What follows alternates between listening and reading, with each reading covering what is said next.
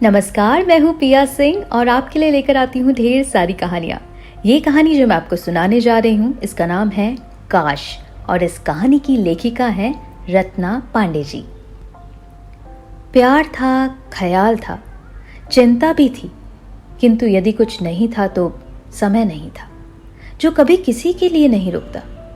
साहिल के पिता आकाश अपनी पत्नी को खो चुके थे, इसलिए वो अपने पिता को अकेला छोड़कर कहीं नहीं जाना चाहता था। साहिल की पढ़ाई पूरी होने के उपरांत उसे अमेरिका में बहुत ही अच्छी नौकरी मिल गई। तब उसने आकाश से कहा, पापा मैं आपको इस तरह अकेला छोड़कर कहीं नहीं जाऊंगा। क्यों बेटा, मुझे इतना मानसिक तनाव देना चाहते हो कि मैं हमेशा इस बोझ के तले दबा रहूं कि मेरी वजह से मेरे बेटे को कठिन परिश्रम के बाद मिली इतनी अच्छी नौकरी वो नहीं कर पाया? नहीं पापा, यहाँ रहकर भी मैं अपना भविष्य अच्छा बना सकता हूँ। साहिल, यही सब सोचकर मैं कहीं बाहर नहीं गया और कम आय में घर चलाता रहा। तुम्हें अवसर मिला है तो उसका लाभ उठा लो। मैं ऐसा नहीं कह रहा कि हमारे देश में रहकर आगे नहीं बढ़ सकते, बिल्कुल बढ़ सकते हैं, किंतु तुम्हें वह अवसर मिला है जो आसानी से हर किसी को नहीं मिल पाता। अभी तो मैं एकदम स्वस्थ हूँ, 4-6 साल में चाहो तो वापस आ जाना, फिर तो हमेशा ही साथ रहेंगे ना। ठीक है पापा, किंतु आप अपना पूरा ख्याल रखना। बिल्कुल रखूंगा बेटे, मुझे अभी बहुत जीना है, अपने बेटे का उज्जवल भविष्य भी तो देखना है। पिता की जिद के सामने उसकी एक न चल पाई। उनकी बात मानकर साहिल चला गया। वहां पहुंचकर वो हर 2-3 दिन में अपने पापा को फोन करता था। धीरे धीरे काम का बोझ कुछ ज्यादा ही बढ़ गया और फोन करने की नियमितता में कमी आने लगी। वो अक्सर फोन पर कहता, सॉरी पापा, मैं फोन करने में लेट हो जाता हूँ। तब आकाश उसे कहते, बेटा कोई बात नहीं, अपने काम पर ध्यान दो, मैं बिल्कुल ठीक हूँ, स्वस्थ हूँ। रामू काका आकर खाना बनाते हैं और साफ सफाई भी कर देते हैं, तुम बिल्कुल चिंता नहीं करना, यहाँ सब ठीक है। अपने पिता की ये बात सुनने के बाद भी साहिल रामू काका से फोन पर हमेशा एक ही बात कहता, रामू काका, पापा का ख्याल रखना। रामू काका भी जवाब में एक ही बात कहते, साहिल बेटा चिंता ना करो, साहब बिल्कुल स्वस्थ हैं। होली का समय था। रामू काका ने आकाश से 3-4 दिनों की छुट्टी मांगी।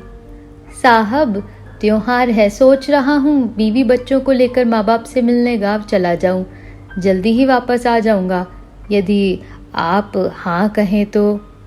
अरे क्यों नहीं रामू काका, त्योहार तो सभी के लिए होता है, चले जाओ, माता पिता खुश हो जाएंगे तुम्हारे।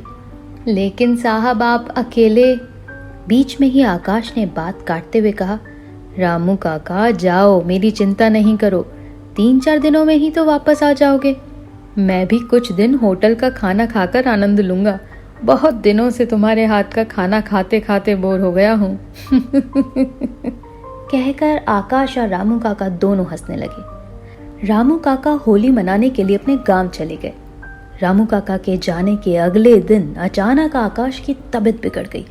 उनके सीने में इतना तीव्र दर्द उठा कि वो अपना फोन तक भी नहीं उठा सके। कुछ देर अकेले तड़प कर उनका दुखद निधन हो गया।